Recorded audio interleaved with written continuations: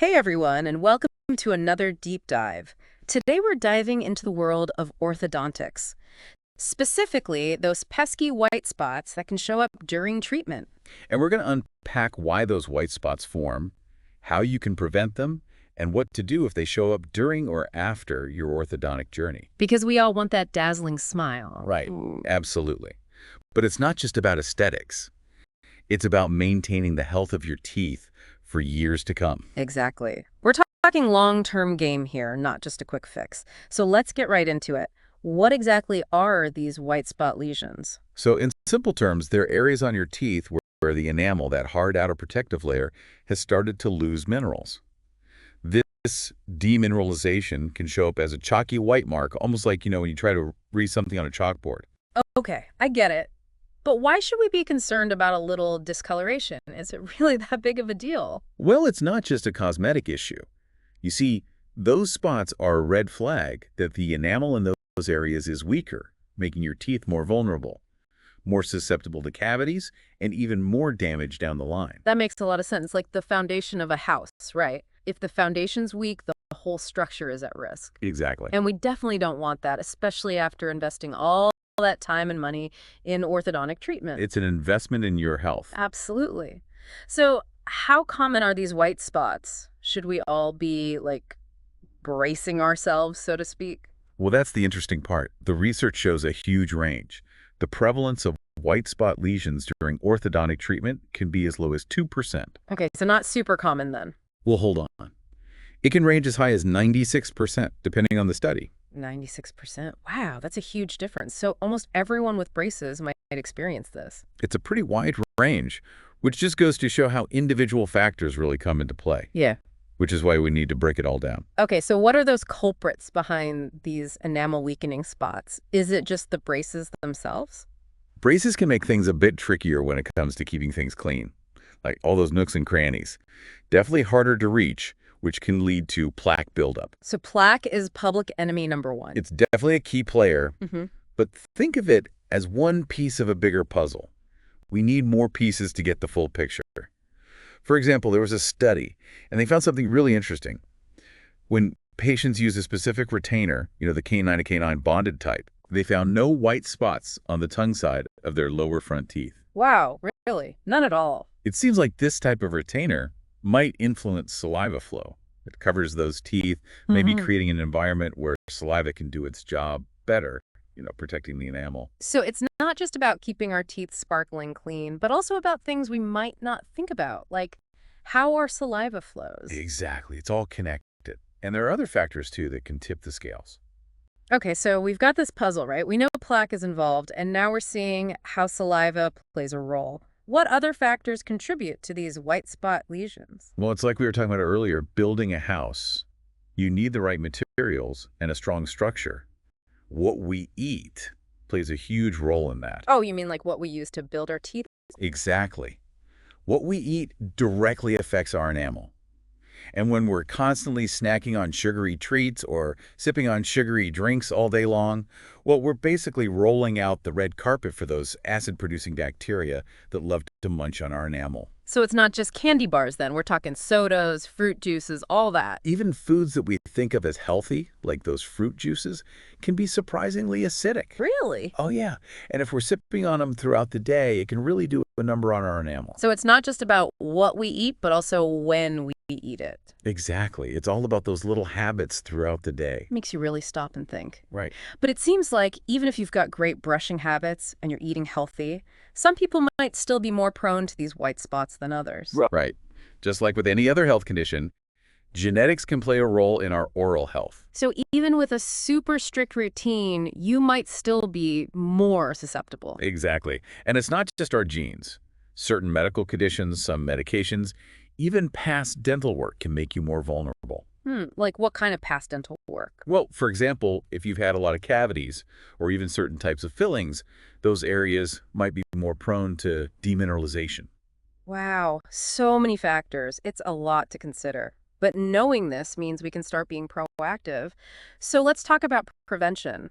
What can we do to fight back against these white spot invaders? Absolutely, and this is where it gets empowering. See, by understanding the risk factors, We can take charge of our oral health, and a big part of that is early assessment. Talk to your orthodontist, bring up your concerns before treatment even starts. So it's like creating a personalized game plan. Exactly. A plan tailored to your needs and risk factors. And when it comes to prevention, we've got a whole arsenal of tools at our disposal, starting with, of course, the big one, fluoride. Fluoride, our enamel's best friend. It's like a supercharger for your teeth, making them more resistant to those acid attacks. We've got high fluoride toothpaste, mouthwashes, even professional fluoride varnishes. I've heard great things about those varnishes, especially during orthodontic treatment, when it's harder to keep everything squeaky clean. Absolutely. They add an extra layer of protection for sure. And depending on, your individual situation, your orthodontist might suggest more frequent applications. It all depends. So again, it comes down to that personalized approach. Exactly. And fluoride's not our only weapon. We've got chlorhexidine too. Chlorhexidine, that's a mouthful. No pun intended. Right. It's an antimicrobial, super effective at killing the bad bacteria in your mouth. You'll find it in some mouthwashes and rinses, especially helpful for short-term use, like during orthodontic treatment. Sounds promising. Are there any downsides? Well, it can sometimes temporarily stain your teeth. Oh, no. Yeah, it's a bit of a trade-off. You're tackling those pesky bacteria, but there's a chance your teeth might have a bit of a yellowish hue for a little bit. Something to keep in mind. Definitely worth chatting with your dentist about. So we've got fluoride, chlorhexidine. What about all those fancy toothpastes and products that promise to strengthen enamel? Do any of those actually work? It's a jungle out there, right? Yeah. So many options. Yeah. But there is one area that shows a lot of promise. Casein phosphopeptides, or CPP-ACP for short. CPP-ACP. Sounds serious. Break that down for me. Basically, it's a milk-derived protein that helps remineralize your teeth. Interesting. So it releases calcium and phosphate, which are the building blocks of enamel. And this can really help to strengthen and protect those teeth. You can find CPP-ACP in certain toothpastes, mouthwashes, and even chewing gums. Like there's one called MI paste. Okay. You might have heard of it. I think so. Yeah, your dentist might recommend it if they think you need that extra boost of mineralization. So, as you can see, there's a lot we can do. We've covered a lot. The importance of fluoride, the power of chlorhexidine, these innovative CPP-ACP products. It sounds like we've got a pretty solid line of defense. But what if, even with all of this, those white spots still manage to creep in? Then what? What are our options? So let's say those white spots decide to show up, even after all our preventative measures. What can we do then? Is all hope lost? Not at all. The good news is a lot of those lesions will actually fade over time, especially once the braces come off and you can really get in there and clean. So it's like our teeth have a built-in recovery plan. Exactly. Our mouths are incredibly resilient. But like any good recovery, consistency is key. Keep up with the brushing, the flossing, that healthy diet we talked about. It all makes a difference. It's like we've built up our defenses, and now it's all about maintaining those good habits. But what about the more stubborn spots, the ones that stick around, even after we've given them time to fade? Well, for those tougher cases, we've got some options. Professional teeth whitening, for example, sometimes called bleaching. Ah, so it's like evening out the canvas with a fresh coat of paint. That's a great way to put it. It can help blend those white spots in with the rest of the tooth surface, make them way less noticeable. Although it's worth mentioning that some people do experience some temporary sensitivity after whitening. Good to know. Always good to talk to your dentist about any potential side effects, right? Are there any other options besides whitening? Maybe something that targets the spots more directly? Always talk to your dentist. It's a partnership. And yes, there are more targeted approaches. You've probably heard of microabrasion. Yes, microabrasion. I've been wondering about that one. Sounds kind of intense. What exactly is involved? It sounds scarier than it is, I promise. It's actually very gentle.